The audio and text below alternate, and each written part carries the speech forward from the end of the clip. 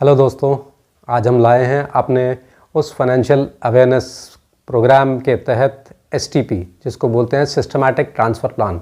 आज हम लोग एसटीपी के तहत किस तरह से निवेश आप बाज़ार में करते हैं उसके बारे में समझेंगे।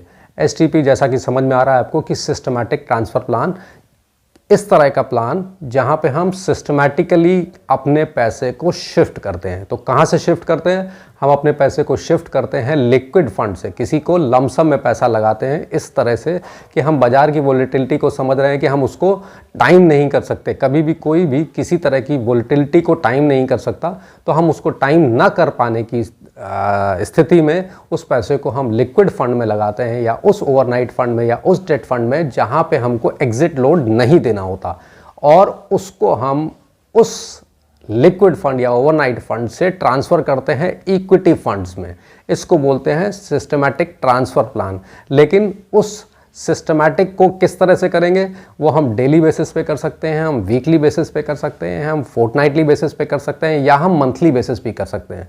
लेकिन इसको करने का सबसे अच्छा जो वो है डेली बेसिस। मींस अगर आपको 6 महीने के लिए बाज़ार दिख रही है कि 6 महीने बाज़ार नीचे रहेगी, तो आप अपने उस लिक्विड फंड में पैसा पार्क करके, जिसको हम पार्क करना बोलते हैं, उसको पार्क करके और डेली बेसिस पे इक्विटी फंड में, जो आपने अपना इक्विटी फंड सेलेक्ट किया है या आपके डिस्ट्रीब्यूटर ने आपको बताया कि इस फंड में आप पैसे लगा सकते हैं, और आप डर रहे हैं कि बाज़ार आज पैसे लगाएंगे तो पैसा गिर जाएगा, उसकी जगह आप सिस्टमैटिक ट्रांसफ़र प्लान के तहत अपने पैसे को लिक्विड फंड में पार्क करके और वहाँ से इक्विटी फंड में डेली बेसिस पे फंड को ट्रांसफ़र कर सकते हैं, जिससे आपको एवरीडे की एनएवी मिलेगी।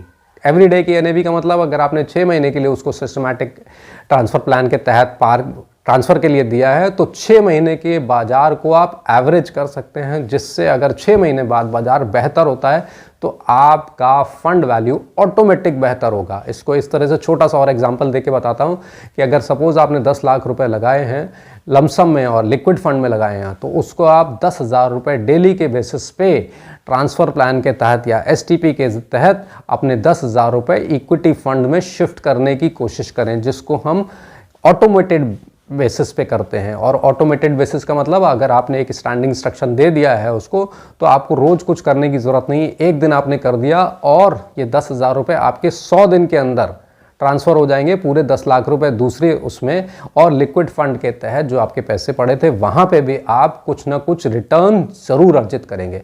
और ये 10 लाख रुपए आपके मिनिमम 5 मंथ्स, बिकॉज एक महीने में 20 दिन होते हैं या 22 दिन होते हैं, तो आपके 100 दिन मतलब 5 महीने में जाके आपके इक्विटी फंड में शिफ्ट होंगे। और शिफ्ट होने के बाद आपका एक कॉर्पस जो आपने सोचा था उससे बेहतर रिटर्न के तरह तैयार होगा।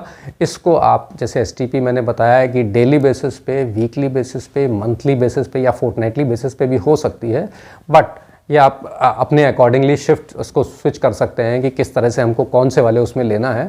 अगर आपको लगता है डेली आपके लिए ठीक है तो आप डेली उसको लें, अगर आपको लगता है वीकली आप कर सकते हैं तो उसको वीकली लें। इसमें एक और फ़ायदा है कि आप मिनिमम अमाउंट का कोई क्राइटेरिया नहीं है, लेकिन मिनिमम इंस्टॉलमेंट का है। जैसे मैंने बोला कि आपको 5 महीने के हिसाब से 100 हो गए, तो आप मिनिमम इंस्टॉलमेंट इसमें 12 हैं, 12 इंस्टॉलमेंट मिनिमम आने चाहिए। हालांकि कहीं कहीं किसी कंपनी ने 6 इंस्टॉलमेंट भी दे रखे हैं, तो आप 6 इंस्टॉलमेंट या 12 इंस्टॉलमेंट या 100 इंस्टॉलमेंट के लिए भी जा सकते हैं। हाँ, एक और चीज़ इसमें बताना चाहूँगा कि कभी भी आप इसको लगता है कि बंद करना है तो आप इसको बंद कर सकते हैं। इसमें किसी तरह की कोई पेनल्टी, किसी तरह के कोई चार्जेस इन्वॉल्व नहीं है।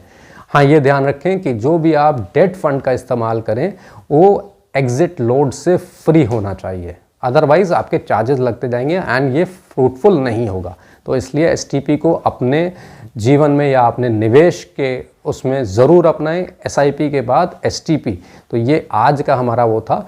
इसके लिए मैंने आप लोग को इससे अवगत कराने की कोशिश करी।